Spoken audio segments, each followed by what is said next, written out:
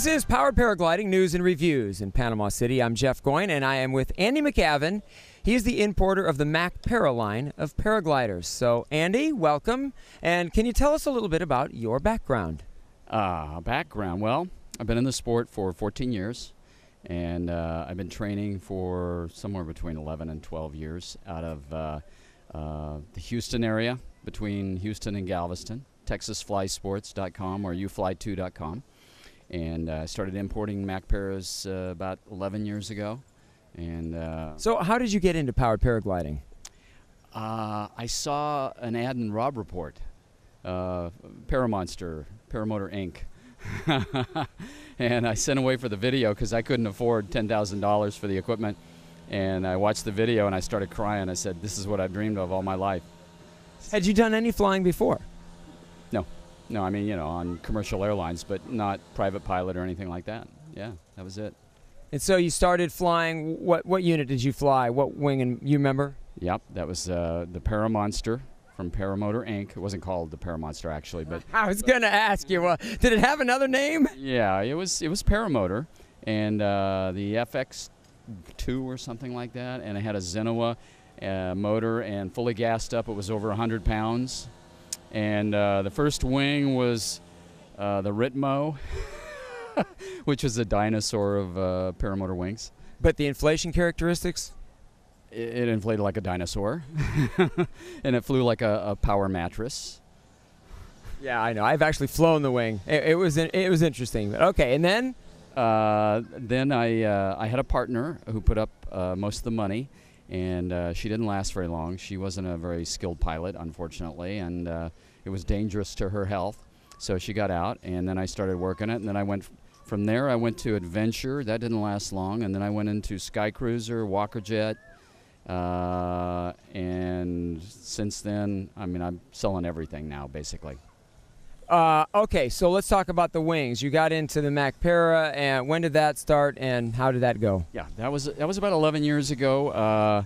I was finding it hard to get a good price on equipment directly, you know, to me, a good importer dealer price. So I started looking around, and I found 3 companies that didn't have U.S. importership. And I went to them, sent them emails, and MacPara was the first one to respond. They spoke English fairly well, and I checked around with some of their other dealers, asked if they were good motoring gliders, and they said yes. And the other companies, which will remain nameless, like hardly responded, or 2 weeks later they responded. So I thought, you know, this is a sign. I got my first gliders from MacPara. I'd never even flown them.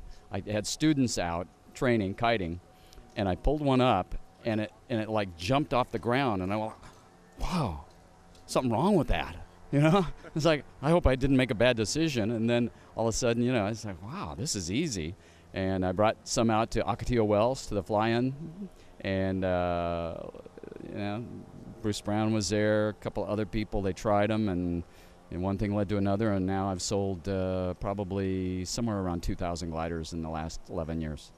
Wow, that's impressive. So what, if you were to say the top 2 or 3 things makes the MacPara stand out?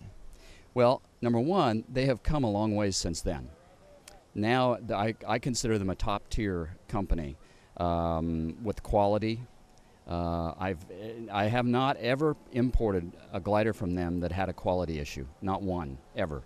So they're pretty remarkable that way. But now if you look at the risers, you look at the sewing, you look at everything, they're just top of the line. They're incredibly easy to inflate. I have never found one of their gliders to be difficult to inflate. They come up really nice and easy. Now, what do you attribute that? Well, Peter Retchick, the designer, is a brilliant designer. I mean, he's put out software that other companies use for designing wings. Are they okay? So is it the plan form, the shape, the weight, or what do you think? I mean, you know, when they first came out, everybody was saying, well, they're using lightweight material and it won't last, blah blah blah. And now everybody uses the same material. So obviously that wasn't this. I think it's the design. I can't think of anything else. How does the weight compare? The weight of the fabric? The weight of the glider, the overall glider. I think now with the top gliders that are out there, I think it's pretty well even. I mean, they're pretty much the same weight. Okay. Now, what about the? Now you've just got a mountain glider. They're already lighter weight. So tell me about that. Okay. Well, there's been a trend, and somebody's marketing one very heavily, and I've been saying all along, you know, they're fine, but you're not going to get the same length, or it's not going to be as durable as the classics fabric. But you know, some people don't fly but 10 or 20 hours a year. So, and some people are over 50 or 60 or 70 even, and they want something that just comes up really quick. So MacPara has worked with me, and we've developed the Yukon, which you can order with motor ring gliders, and we just we're the last one standing in the kiting war here with the Yukon. Yeah. Congratulations to Paul Zarnecki for winning that. Yes, at your expense, I might add too. You were third. We don't. I wouldn't even make third, by the way. We don't need to cover that material here on this show, okay? Maybe I'm mistaken even. I'm not sure. But unfortunately, he's right there. So the trade-off then is that it's lighter weight. How much lighter is it? You know, that was the first one I brought in, so I didn't put it on the scale. But I can tell you that like an Eden 428 is going to weigh right around 17 pounds, I believe. And I think that one is closer to 12. Okay, significant difference, yeah. And the risers are different too. I mean, they're really thin risers. The risers are like that wide, whereas the regular ones are about like that. And everything about it's light. Even the little trim tabs for the motoring are lighter weight than the normal ones. What about the shape of the glider? What is it most similar to? It's really based more on the Muse.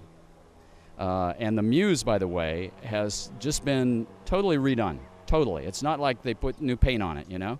They redesigned it. Now it's like closer to an Eden. This is the Muse 3, and it's closer to an Eden.